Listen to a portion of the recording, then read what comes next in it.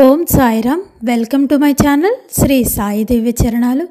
బాబా గారి అనుగ్రహంతో మన లాస్ట్ వీడియోస్లో నగేష్ ఆత్మారాం సావంత్ గారి కోసం, అలాగే దాదాసాహెబ్ కాపర్డే గారి కోసం తెలుసుకున్నాం కదా. ఇప్పుడు బాబా గారి మరొక భక్తుడి కోసం తెలుసుకుందామా. నానాసాహెబ్ డెంగిలే నిమోన్ గావ్ నివాసి మరియు బాబాకు గొప్ప భక్తుడు, మహాభక్తుడు. అతను బాబాను గాఢంగా ప్రేమించేవాడు మరియు బాబా తరచుగా షిరిడీకి కేవలం 1 మైలు దూరంలో ఉన్న నీమ్గావ్లోని అతని ఇంటికి వెళ్ళేవారు. నానాసాహెబ్ డెంగిలే ఇంటికి. త్రయంబక్ డెంగిలే నీమ్గావ్కు జాగీర్దార్ అంటే ప్రాంతీయ అధికారి.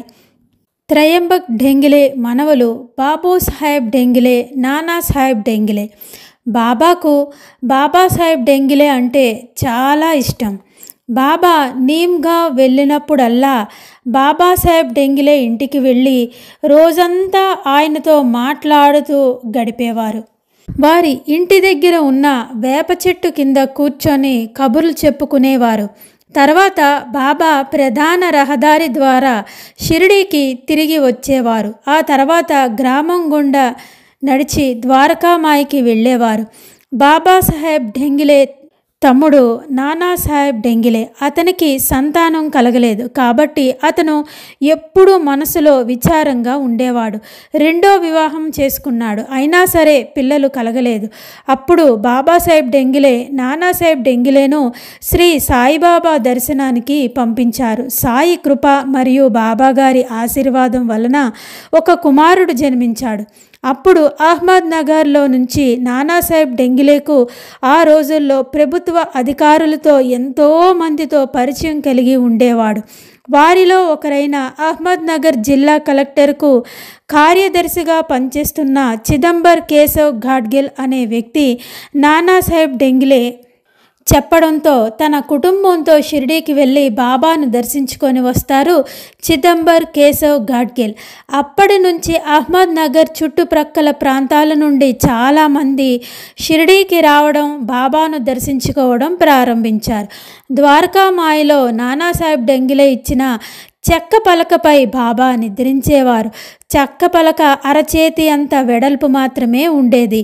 బాబా ఆ పలకను ఒక ఉయ్యాలలాగా 2 చివర్లలో చిరిగిన గుడ్డ ముక్కలతో బిగించి మసీదు పైభాగం నుంచి వేలాడదీశారు.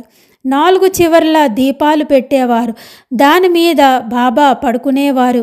బాబా ఎలా పైకి ఎక్కేవారో, ఎలా దిగేవారో ఎవ్వరూ కూడా ఊహించలేకపోయేవారు. బాబా తల ఉంచి అక్కడే కూర్చునేవారు లేదా దానిపై నిద్రపోతూ ఉండేవారు.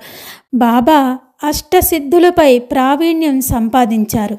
ఒకసారి నానాసాహెబ్ డెంగిలే సాయిబాబాను అధికారిక పూజ చేయడానికి అనుమతి ఇవ్వమని కోరాడు. కానీ ద్వారకామాయిలో స్తంభానికి పూజ చేయమని సాయి నిరాకరించారు.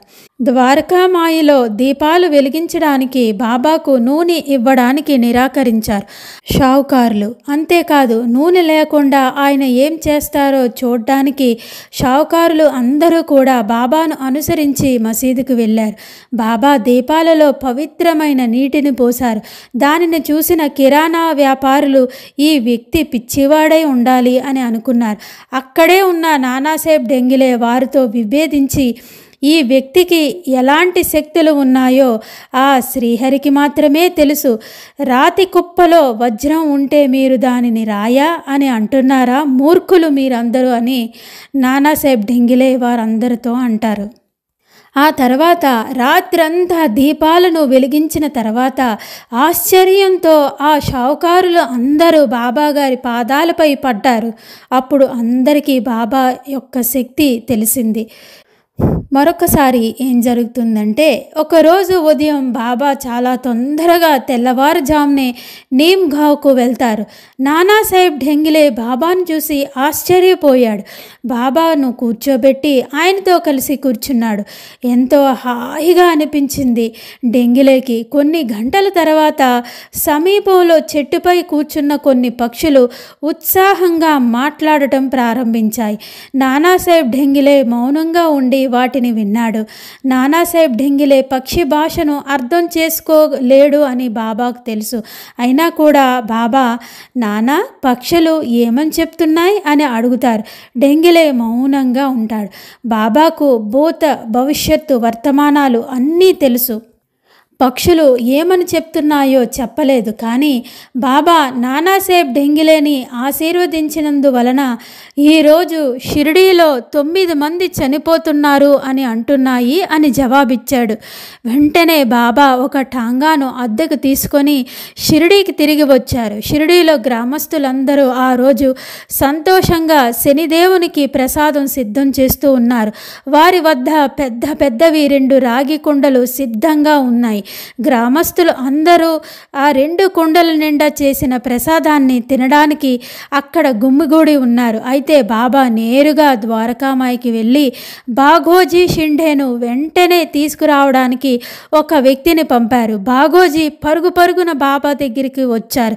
బాబా ఇలా చెప్తారు, నువ్వు శని మందిరానికి వెంటనే వెళ్ళు, అక్కడ ప్రసాదం అంతా నేలపైన పడే అని చెప్తారు. వెంటనే ఈ పని తక్షణమే చెయ్యు అని బాబా చెప్తారు. బాఘోజీ షిండే అది విని ఆశ్చర్యపోతాడు. కానీ పరుగు పరుగున వెళ్ళి బాబా గారు చెప్పినట్లే శని మందిరం దగ్గర ఉన్న ఆ 2 కుండల నిండా ప్రసాదాన్ని బోర్లించి మళ్ళీ ఒక్క క్షణం కూడా ఆలస్యం చేయకుండా తిరిగి పరుగు పరుగున ద్వారకామాయికి వచ్చి బాబా పాదాల వద్ద ఆశ్రయం పొందుతాడు. ఊహించినట్లుగానే గ్రామస్తులందరూ ద్వారకామాయికి పరిగెత్తుకుంటూ వెళ్ళి బాఘోజీ షిండే చేసిన పనికి కోపంగా బాబాకు ఫిర్యాదు చేస్తారు.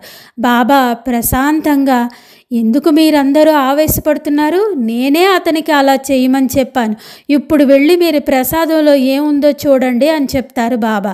గ్రామస్తులు సంఘటన స్థలానికి పరిగెత్తారు. ఒక పెద్ద గెరిటితో తీసుకొని ప్రసాదాన్ని తిప్పగా అందులో చచ్చిన పాము కనిపించింది.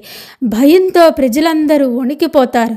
అందరూ ద్వారకామాయికి వచ్చి బాబా పాదాలకు సాష్టాంగ నమస్కారం చేస్తారు. గ్రామానికి తీవ్రమైన విపత్తు నుండి కాపాడినందుకు బాబాకు కృతజ్ఞత తెలుపుకుంటారు. ఇలాంటి లీలలు కోకొల్లలు బాబాగారు చేసినవి. నిజంగా షిరిడీ ప్రజలందరూ కూడా ఎంతో అదృష్టవంతులు. బాబా ఎప్పుడూ కూడా షిరిడీ గ్రామస్తులను, తన భక్తులను ఎల్లవేళలా రక్షించి కాపాడుతారు అని అనడానికి మనకు ఈ లీలే ఉదాహరణ. ఇప్పుడు నానాసాహెబ్ ఢింగిలే మనవడు, ముని మనవడు వారి కుటుంబంతో పూర్వీకుల ఇంట్లో నివసిస్తూ ఉన్నారు. వారి ఇంటి పక్కన ఖాళీ స్థలంలో సాయిబాబా ఆలయాన్ని కూడా నిర్మించారు. ఇది నానాసాహెబ్ ఢింగిలే గారి కోసం బాబా గారి ఆశీస్సులతో, బాబా గారి అనుగ్రహంతో ఎంతో మంది సాయి భక్తుల కోసం బాబా మనకు తెలియజెప్పాలని మనస్ఫూర్తిగా బాబా పాదాలను పట్టి వేడుకుంటున్నాను. సమర్థ సద్గురు శ్రీ సాయినాథ్ మహారాజ్ కీ జై. ఓం సాయిరామ్.